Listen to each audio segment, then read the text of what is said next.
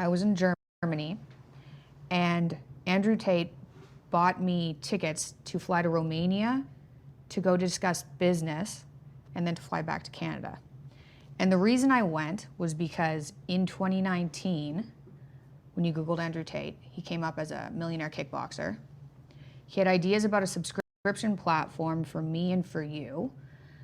And I think part of the way, because of how I grew up, I basically said yes to opportunities, and I didn't see a reason to not go talk to a millionaire about how he made money. And I also got the benefit of a ticket home. And I was also already in Germany. So I didn't see a reason not to go. That's also probably partly because I used to say yes to any opportunity, which I also think is part of the reason why I'm successful now. So anyway, I went there. From my experience, I met Andrew and I met his brother Tristan. They were very nice to me. Like, they were nice to me. We had a fun time. The reason that there's a rumor online that we hooked up or we slept together or something, that didn't happen. I've told people that numerous times. It's not like I was a 20-year-old girl like enamored. Aspersions online too. It's one of the things I've really seen that troll demons like to go after women on that front, right? And so, yeah, it's really vicious, nasty, backbiting behavior. And it doesn't matter what I say.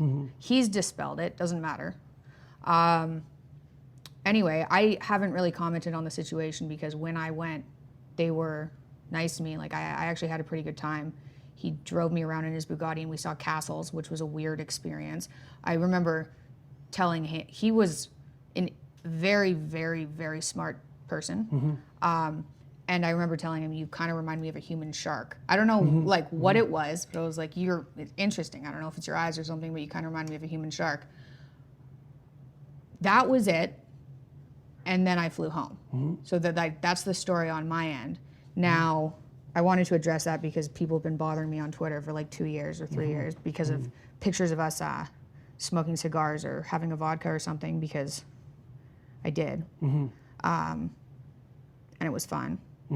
But that's it. That's the story on my end. Do you think you made any mistakes in that venture? Well, I had no idea he was going to become like the most famous person in the entire world. Would that have changed it? I don't think so. Like, from knowing what I knew at the time, I would have still gone. From knowing more about the webcam stuff, and he told me about. So once I was there, he told me about the webcam stuff. What did he tell you? Not in detail. Okay, I can't remember that well, but it was something like women who want to do webcam stuff, like they already want to do it. I help them make way more money, and I take a percentage. And so I was like, okay. I don't think, I wasn't like, that seems like a wonderful business model. But I was like, if there are women who are already doing it and now they're making more money, I guess it doesn't seem, it is what it is, kind of. But I didn't know that until I got there. And then he wanted to set up subscription platforms and said they could be very valuable. And we'd already been kind of looking into that because you'd had some issues with social media. I was worried you were going to get banned on sites. And so I was already thinking it would be good to set that up with a subscription platform. Gmail canceled me at one point. Yeah, I know. About that time. Yeah, it was ridiculous. So it was like, it would be good to learn how to do the subscription platform. Anyway, so I kind of went there to like scope things out. And it was a very interesting experience, and they were nice to me. That's like the story.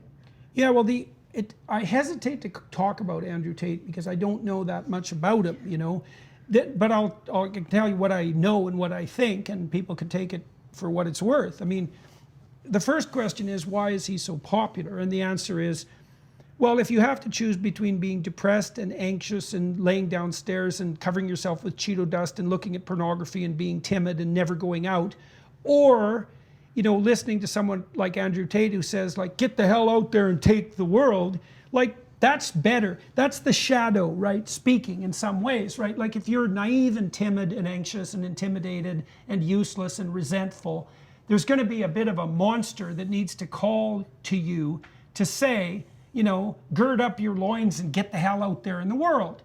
And so it's better to be it's better to be a monster than a rabbit in some ways, right? Or at least there's some utility in the more monstrous predatory path that isn't there in the pathetic rabbit path. And that's partly because if you are a pathetic rabbit, you're going to become a predator anyways. You're just going to become a dark, backdoor, backbiting, gossip-mongering, resentful monster. Society's also pushing that on men in yes, particular. Constantly. Like, be well, and weak. I knew, and I warned people repeatedly that if the culture kept emasculating men, that men who said, to hell with that, I'd rather be a monster, would become extremely popular. Now, and Andrew Tate is emblematic of that in many ways, because the first thing you got to say about him is that he's genuinely tough, right? So that's not a front. That's not a front.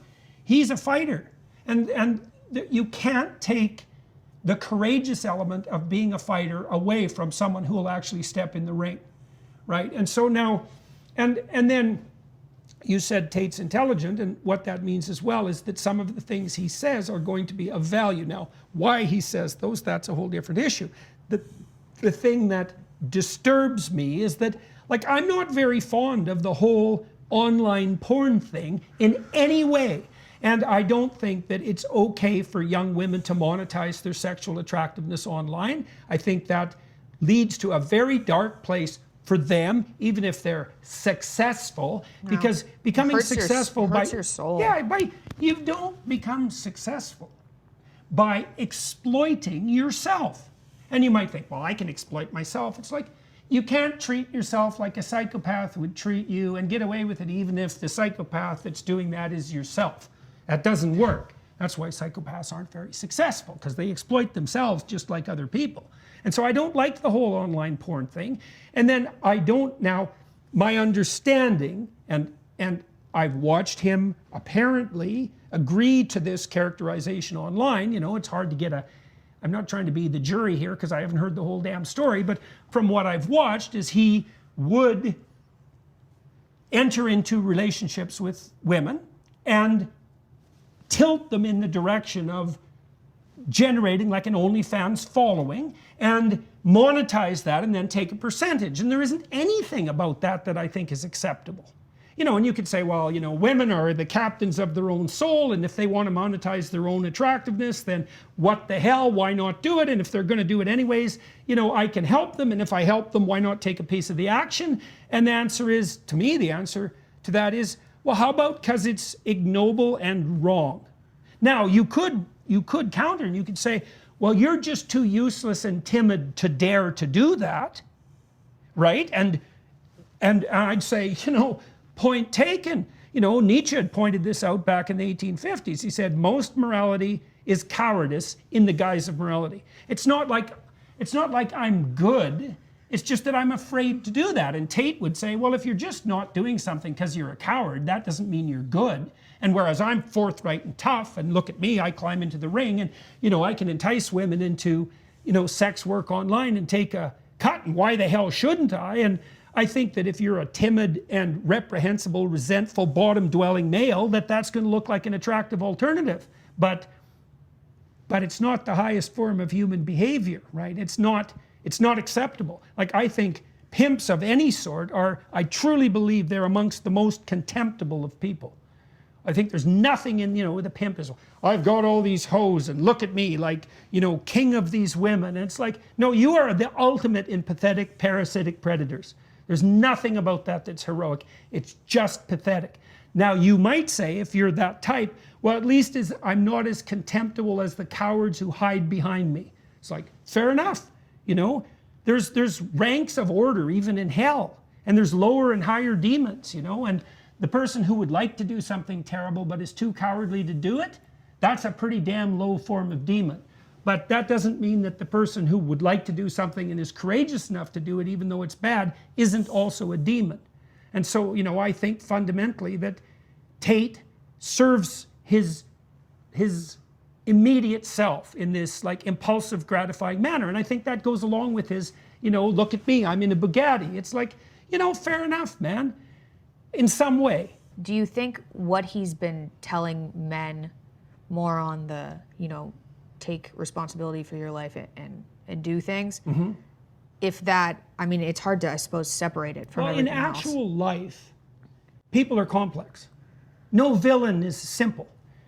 No villain is simple, you know. And in great literature, the great villain is a sympathetic figure. You're kind of on board for 75% of it. And not only that, you might also say, well, if I was in that position, I might do the same thing. Like, it's only a cartoon villain who's 100% evil, right? And so even when you meet someone who's dark and psychopathic to the core, you'll find, and I've had clients who were like, I had one client who had like 5 restraining orders out against him. He was actually quite comical. He's quite a young guy, small guy, kind of slight, extremely intense. You know, he had that kind of human shark thing going.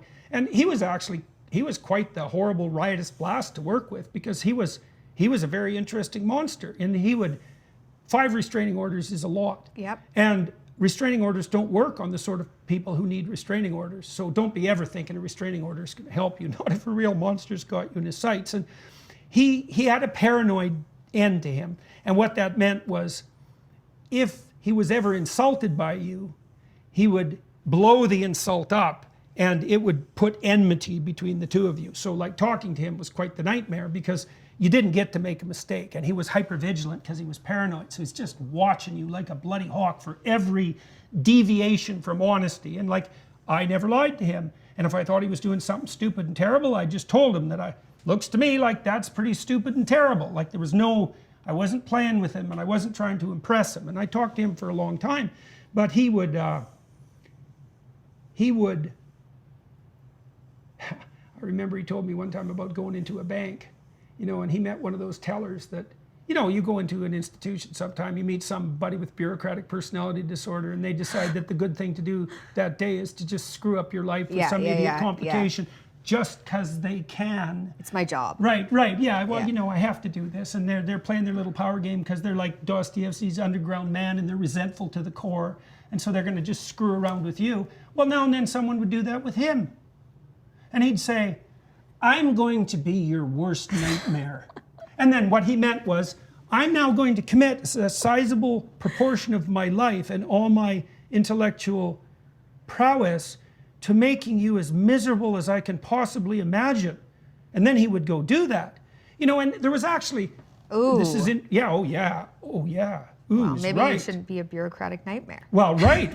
Well, and then see that, and that was the weirdly admirable part, right? It's like, you know, because typically what would happen in a situation like that is you'd go into the bank and you'd just swallow it, and then you'd go out and, you know, go home and kick your dog and bitch at your wife because you didn't tell the bureaucrat to, you know, watch the hell out, or something terrible is going to happen. Well, he was way on the other end of the distribution. It's like, don't muck with me.